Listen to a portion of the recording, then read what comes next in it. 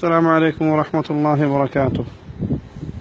یہ کسی بھائی نے سوال پوچھا ہے کہ آج کل یہ میسج بہت زیادہ سرکولیٹ کیا جا رہا ہے کہ قربانی بول تو کی نہ جائے بلکہ اتنے پیسوں کا کسی غریب کی مدد کر دی جائے، کسی یتیم بیوہ کا سہارا بنا جائے، ان کو سپورٹ کیا جائے، یا کیا بھی جائے تو ہلکا پھلکا عام سا جانور لے کے قربانی کر دیں اور وہ پیسے کسی غریب یتیم بیوہ کو دے دیں۔ قربانی کا کیا فائدہ ہے؟ اصل میں اس طرح کی گفتگو کرنے والے دین اسلام کے دشمن ہیں، نبی صلی اللہ علیہ وسلم کی سنت کے دشمن ہیں۔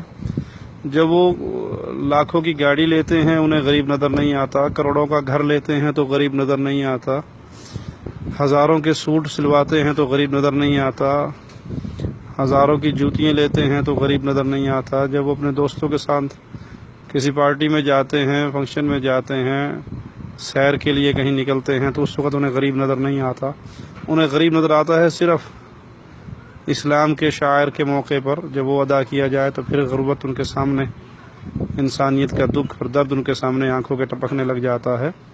لیکن جب وہ اپنی پوری سال کے اندر اللہ تعالی گزارتے ہوئے لاکھوں روپے خرچ کرتے ہیں، کفار کے ملکوں میں سیریں کرنے جاتے ہیں، اس وقت انہیں غریب کہیں نظر نہیں آتا۔ تو یہ اصل میں سنت رسول صلی اللہ علیہ وسلم کے دشمن ہیں، جنہوں نے چولا تو اسلام کا ہی اوڑا ہوا ہے، نام ان کا مسلمانوں والا ہے، ختنہ کروائی ہوئی ہے، اسلام کا لیبل لگایا ہوا ہے، لیکن وہ اسلام کی روح سے ٹکرانے والی زبان استعمال کرتے ہیں۔ تو قربانی نبی صلی اللہ علیہ وسلم کی سنت ہے۔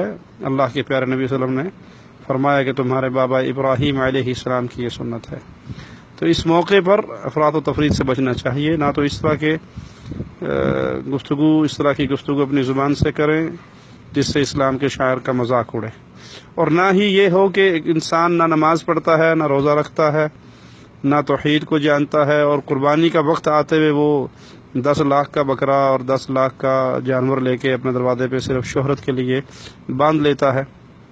جو بندہ بے نماز ہے اس کو قربانی کرنے کی کوئی حاجت نہیں ہے۔ جس بندے کے عقیدے میں شرک ہے اسے قربانی کرنے کی کوئی ضرورت نہیں ہے، وہ پیسہ ضائع کر رہا ہے۔ بے نماز مستقل نماز کا تارک کافر ہے۔ اب وہ قربانی کرے، بھلے وہ ایک بکرا چھوڑ کے پوری دنیا کے بکرے ذبح کر دے، اللہ کو نہ خون پہنچتا ہے تمہارا، نہ تمہاری قربانیوں کا گوشت پہنچتا ہے، اللہ کو تو تقویٰ پہنچتا ہے۔ وہ تقویٰ اگر تم سمجھتے ہو تو اس کو جانتے ہو، اس کا رنگ تم نے اپنے اوپر چڑھایا ہے، تب قربانی کا فائدہ ہے۔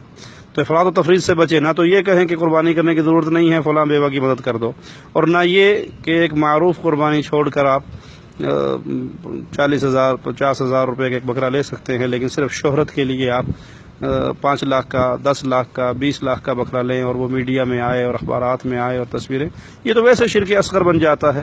دکھلاوے کا بکرا، دکھلاوے کی جانور، دکھلاوے کی قربانیاں، دکھلاوے کی نمازیں، دکھلاوے کا حج۔ ابھی حج کے اوپر آپ دیکھیں گے دنیا جہان کے لوگ سیلفی لیں گے، کعبے کو پیچھے رکھ کے سیلفی لے رہے ہوں گے، عرفہ میں سیلفی لیں گے اور وہ اپنے فیس بک پہ فوراً ڈال رہے ہوں گے، تو یہ سب دکھلاوا ہے، یہ شرک اصغر ہے۔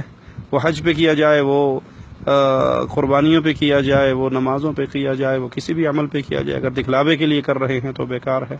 اس لیے اسلام درمیانہ راستہ سکھاتا ہے، تو وہ درمیانہ راستہ یہ ہے کہ آپ جائز اپنی استطاعت کے مطابق ایک جانور لیں اور اسے قربان کریں، اس کی شہرت نہ ہو، اس کے چرچے نہ ہوں، اس کو فیس بک پہ اپلوڈ نہ کیا جائے، اس کی سیلفیاں نہ لی جائے، دکھلاوا نہ ہو، اللہ کے لیے کریں، اور اپنی زبان سے دین دشمن لوگوں کی باتوں کو اپنی زبان پہ نہ لائیں کہ ایسی قربانیوں کیا فائدہ، اتنا خون بہانے کا کیا فائدہ۔